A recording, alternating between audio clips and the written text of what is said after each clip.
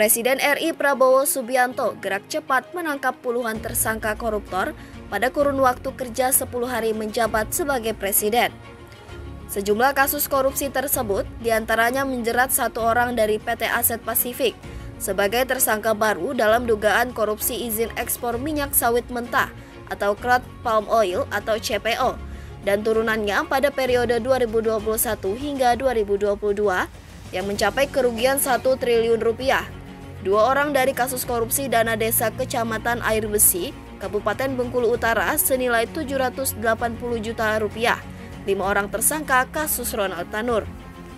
Kemudian, 12 tersangka korupsi tol Padang Pekanbaru yang merugikan negara 27 miliar rupiah. 6 tersangka produksi emas ilegal PT Antam Tbk, 1 tersangka korupsi dana hibah NPCI, yaitu anggota DPRD Solo Kevin Fabiano senilai 122 miliar rupiah. Terakhir, 1 tersangka korupsi impor gula, yaitu mantan Menteri Perdagangan Tom Lembong yang menyebabkan kerugian hingga 400 miliar rupiah.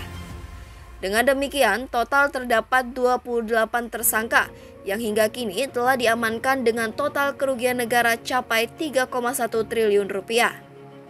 Sejak awal menjabat presiden, Prabowo kerap menekankan komitmen yang besar dalam pemberantasan korupsi di Indonesia. Prabowo pun mengatakan akan memberikan sistem pengawasan yang ketat untuk memberantas korupsi. Selain itu, Prabowo juga akan menegakkan hukum dengan tegas.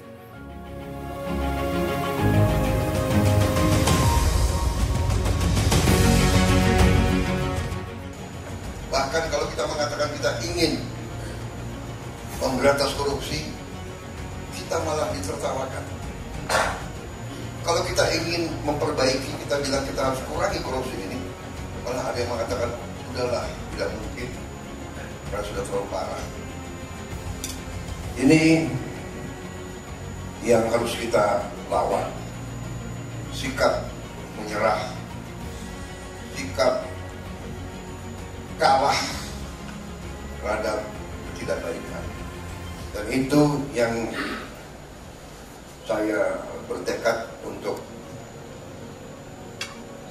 berusaha sekeras mungkin mengadakan perbaikan.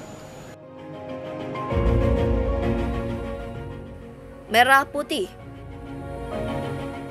Sinyal keinginan Prabowo Subianto untuk memberantas korupsi di Indonesia telah lama menjadi bahan diskusi publik. Dalam berbagai kesempatan, baik secara lisan maupun tertulis, Prabowo telah menegaskan komitmennya terhadap perang melawan praktik korupsi yang membelenggu birokrasi dan pemerintahan. Salah satu wujud komitmen ini termaktub dalam bukunya Paradoks Indonesia, di mana ia menyoroti kerugian negara akibat korupsi dan lemahnya sistem birokrasi. Selain itu, dalam sejumlah kesempatan, ia menegaskan kembali bahwa pemerintahan yang kuat adalah pemerintahan yang bebas dari korupsi. Namun, desakan untuk membuktikan komitmen ini bukan hanya datang dari janji-janji yang pernah ia sampaikan. Masyarakat dan berbagai elemen pendukung dan pemberantasan korupsi telah mulai mempertanyakan keberanian Prabowo dalam memberantas korupsi, khususnya ketika menyangkut oknum di Kabinet Merah Putih. Dugaan dan laporan mengenai anggota kabinet yang diduga terlibat dalam praktik korupsi atau penyalahgunaan kekuasaan telah sampai ke tangan lembaga anti rasuah Komisi Pemberantasan Korupsi atau KPK.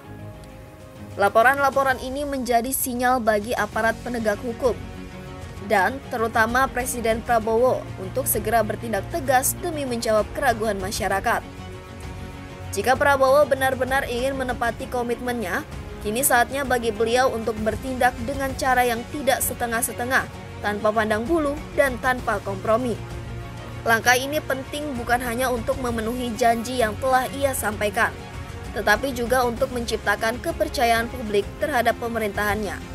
Keberanian Prabowo dalam mengambil tindakan tegas terhadap siapapun di lingkaran kekuasaan yang terlibat korupsi akan menjadi penanda bahwa Indonesia memang sedang berada dalam fase pemerintahan yang sungguh-sungguh serius dalam memberantas korupsi.